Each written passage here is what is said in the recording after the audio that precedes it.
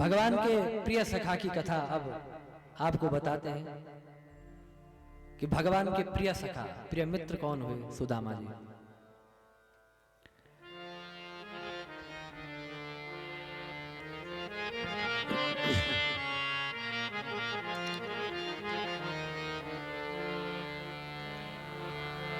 सुखदेव जी कहते हैं कि कृष्ण के एक सखा हुए। क्या कहते हैं? कृष्णस्यासी सखा कश्चिद् ब्राह्मणो ब्रह्मवित्तमः विरक्त इंद्रियार्थेषु प्रशांतात्मा जितेंद्रियः। एक सखा थे भगवान के और विरक्त इंद्रिया, विरक्त थे बड़े। नाम नहीं बताया, लेकिन नाम क्या था? सुदामा। और पत्नी का जब परिचय दिया, पत्नी कौन थी?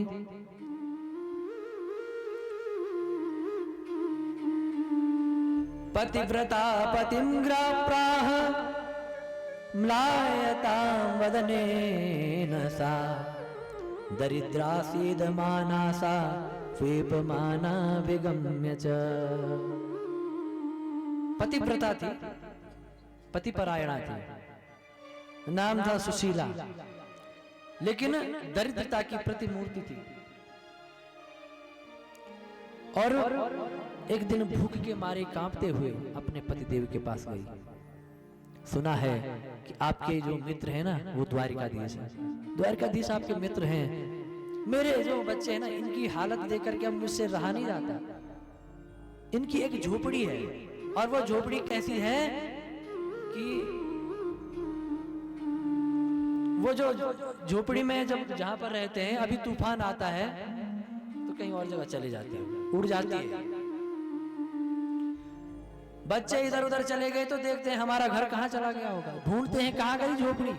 पहनने के लिए कुछ नहीं, खाने के लिए कुछ नहीं। और सुदामा जी ऐसे कि कहीं जाते भी नहीं मांगने के लिए, और गए, माना, मांगा, एक दो जगह मांगा भी तो फिर किसी ने नहीं दिया तो वैसे ही वापस आ जाते थे। ऐसे थे।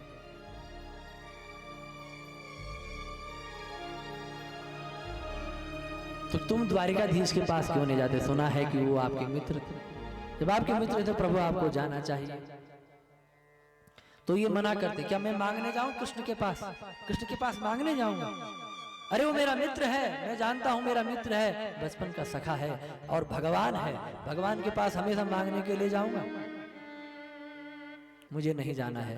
लेकिन पत्नी ने जब समझाया, बहुत समझाया, तो आज माने क्यों? स एवं भार्यया विप्रो बहुशः प्रार्थितो मृदु अयम ही परमो लाभ उत्तम श्लोक दर्शनम। चलो ठीक है, जाता हूं, लेकिन उत्तम श्लोक दर्शन, भगवान के दर्शन करने को मिल जाएंगे, ये लाभ है, मांगने नहीं जा रहा। तो कहा भगवान के पास जब जाना है तो कुछ न कुछ ले जाना है। सुशीला, अब क्या क्या ले जाऊं? तेरे पास है कुछ?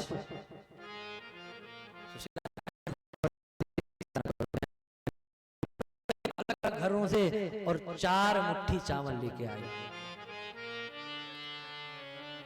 या चित्वा चतुरो मुष्टिन विप्रांत तुक तंडुलान। या चित्वा चतुरो मुष्टिन, मांग करके लाई 4 मुट्ठी चावल। देखिए घर में 4 मुट्ठी चावल मांग के लाई भगवान के पास देने के, क्योंकि खाली नहीं जाना चाहिए इसलिए। और भगवान के पास ले जाने के लिए जब कुछ नहीं था, 4 मुट्ठी चावल बांध करके चैल खंडेन तान बद्धा, मैला कुचेला एक कपड़ा था उसे बांधा, उस पोटली को बांध दिया चैल खंडेन।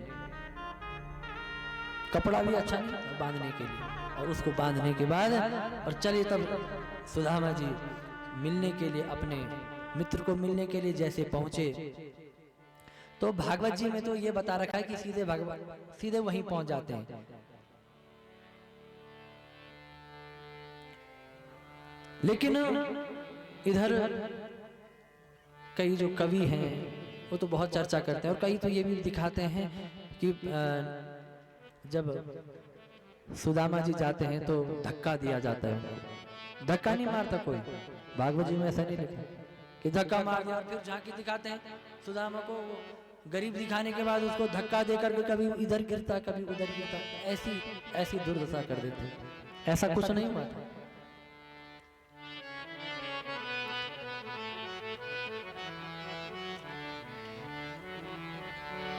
जैसे ही वहां पर पहुंचे भगवान के महल में, और भगवान के महल में पहुंचने के बाद आज अंदर जाने लगे तो आज कहने लगे, द्वारपाल अंदर गए,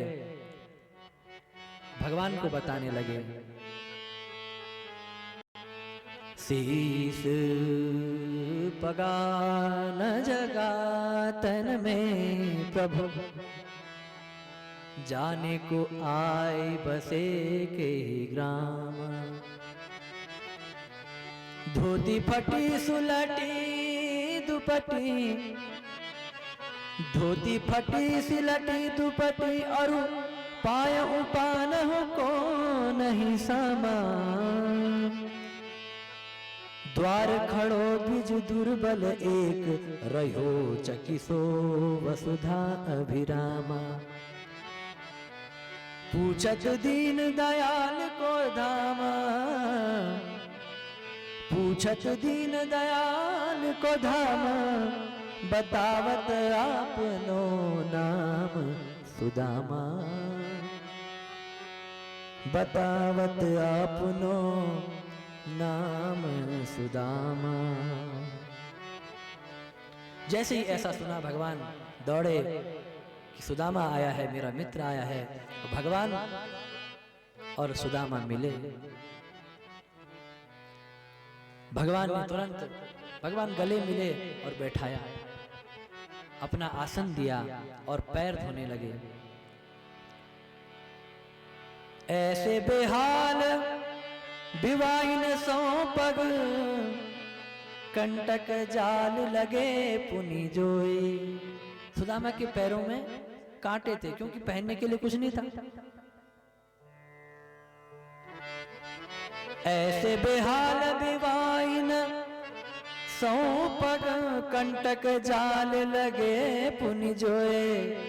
हाय महादुख पायो सखा तुम, आए इते न किते दिन खोए। इतने दिन बीत गए, सुदामा आए क्यों नहीं? देखी सुदामा की दीन दशा, करुणा करके करुणा निधि रोए। पानी परात को हाथ छुयो नहीं, नैनन के जल सो पग धोए। नैनन के जल सो पग धोए। भगवान अश्रुपात करने लगे, रोने लगे। इतने दिन बीत गए सुदामा, लेकिन तुम आए नहीं। इतने दिन बीत गए, अरे ऐसे तो आ जाते। भगवान को बड़ा कष्ट हुआ। भगवान कहते हैं, पत्रम पुष्पम फलम तोयम, यो मे भक्त्या प्रयच्छति, तदहम भक्त्युपहृत मस्नामि प्रयतात्मनः। भगवान कहते हैं, अरे तुम्हारे पास कुछ देने के लिए नहीं है, पत्रम, पत्र दे दो। कौन सा पत्र? तुलसी दल दे सकते हैं आप। तुलसी तो सबके यहाँ होती है, तो भगवान को तुलसी। कभी कहीं भी जाना हो तो आपके पास कुछ नहीं है तो आप तुलसी का पत्ता ले जा सकते हो। पत्रम पुष्पम, भगवान को फूल बड़े सुंदर लगते हैं, आप फूल ले जाइए। फलम तोयम, अरे कुछ नहीं है तो जल ले आओ। यो मैं भक्त्या प्रच्छ, मैं सब स्वीकार कर लेता हूं, लेकिन इतने दिन तुम नहीं आए सुदामा, कभी तो आते ही रहे। तो आज भगवान जब सुदामा से कह रहे हैं, सुदामा जी ने कहा मैं नहीं आ पाया, अरे तेरे इतने विवाह हुए, पर तूने कभी बताया नहीं। भगवान ने कहा मैं क्या बताता, विवाह अगर कोई उस दिन ठीक तिथि बार नक्षत्र है कोई निश्चित समय होता तो मैं बताता भी इस दिन विवाह होना है। जहां मैं गया वहीं विवाह होते गए। पर भाभी जी ने कुछ दिया होगा जरूर, भगवान ने कहा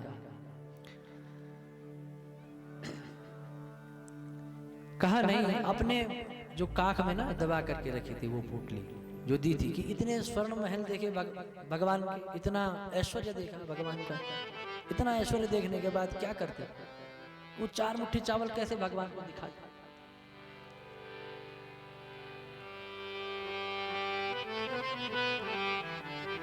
भगवान ने जैसे देखा, भगवान प्रेम के भूखे हैं, भगवान को आपके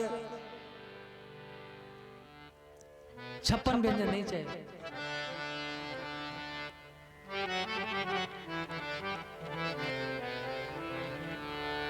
दुर्योधन के मेवा त्यागे, साग विदुर घर खाए। दुर्योधन के मेवा त्यागे, साग विदुर घर खाए। सबसे ऊंची प्रेम सगाई। साग विदुर घर खाए। भगवान ने क्या किया, साग खाया, पत्ते खाए, और केले नहीं, केले के छिलके खाए। प्रेम के वशीभूत भगवान होते हैं, प्रेम के वशीभूत हो जाते हैं। तो भगवान ने देखा आज वो चावल, वो जो मुट्ठी थी जबरदस्ती छुड़ाई, और देखा तुरंत एक मुट्ठी चावल अपने मुंह में डाल दिया। इति मुष्टिम सकृत जगध्वा द्वितीया जगधुमा ददे, तावत् श्रीर्जग्रहे हस्तम तत्परा परमेष्ठिनः। एक मुट्ठी चावल खाई, कितनी खाई, एक मुट्ठी।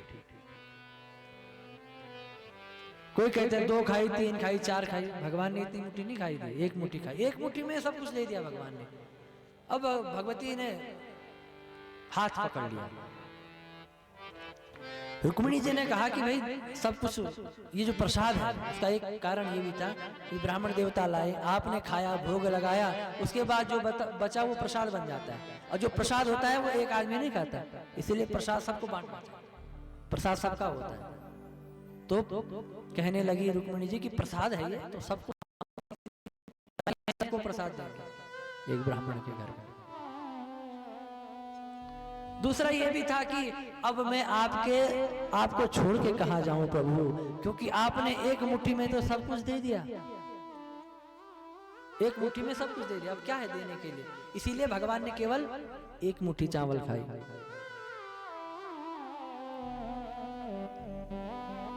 भगवान ने सुदामा को यहां से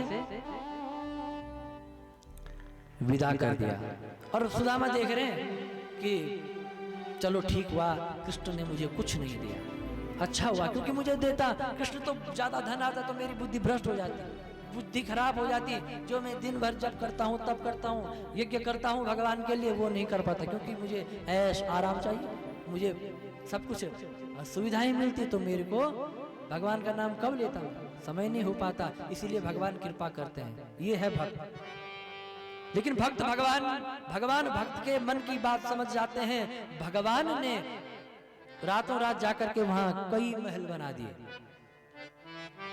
हम भक्त पराधीना, भगवान कहते हैं मैं भक्तों के वश में। भगवान ने बहुत ऐश्वर्य दिया है सुदामा को, लेकिन अभी पता नहीं लगा, ये वापस जा रहे हैं, वापस जाते हैं, अपनी कुटिया ढूंढ रहे हैं, कहाँ होगी ढूंढ रहे, इधर उधर से ढूंढ रहे, लेकिन कहीं नहीं मिल पा रही। वो तो बड़ी बड़ी अट्टालिकाएं, बड़े बड़े महल, ये क्या हो गया, जगह तो यही है, गलत नहीं जा रहा हूं। अंतिम जब देखा पत्नी को, सुशीला को, अरे तू यहाँ, ये महल, अब पता लग गया वो कृष्ण आया होगा, उसने ये सब किया है। इसीलिए कहता था कि मैं नहीं जाऊंगा वहां, क्योंकि अब तुझे ज्यादा ऐश्वर्य चाहिए तो भोग इसे। उन्हें पसंद नहीं आया ऐश्वर्य और भोग।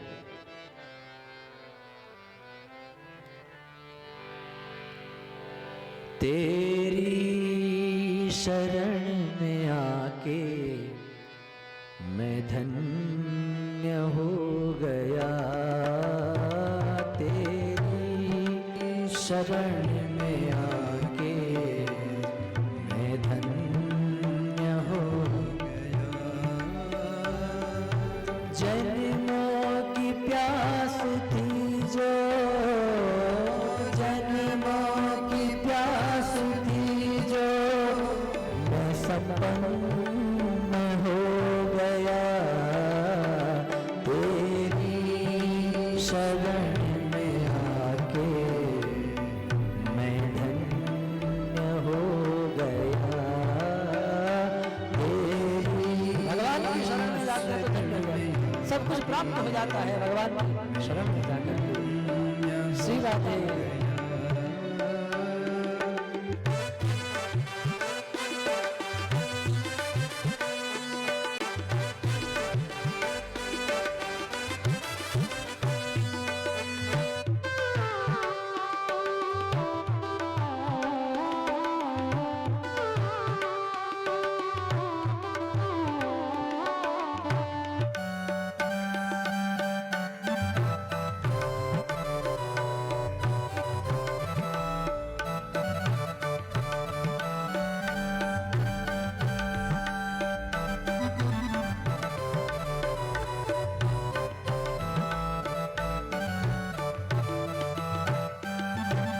कितने मिले अमीर यहाँ, कितने गरीब, ओ कितने मिले अमीर यहाँ, कितने गरीब, पर आप मिल गए तो, पर आप मिल गए तो धन्यवान हो गया, तेरी शरण में श्री राधे धन्य हो गया।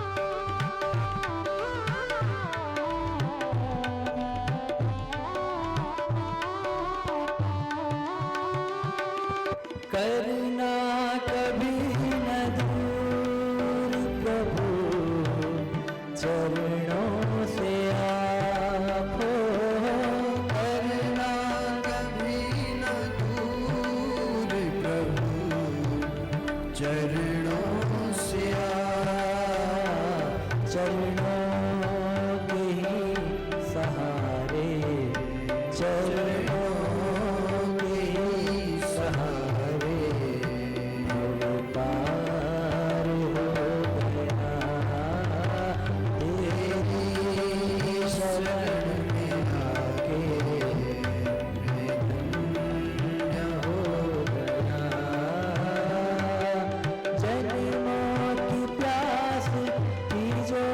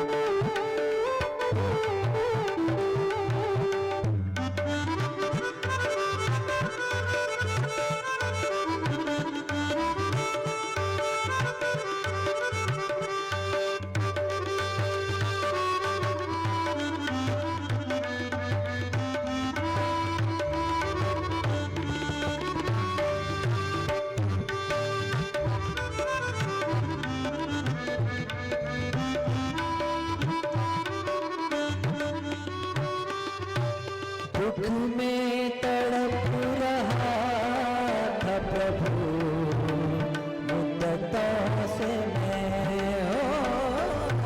दुख में तड़प रहा था प्रभु मुद्दतों से मैं, एक आपका सहारा, एक आपका सहारा साकार हो गया, तेरी शरण में आके मैं धन्य हो गया, मैं धन्य हो गया, मैं धन्य हो गया।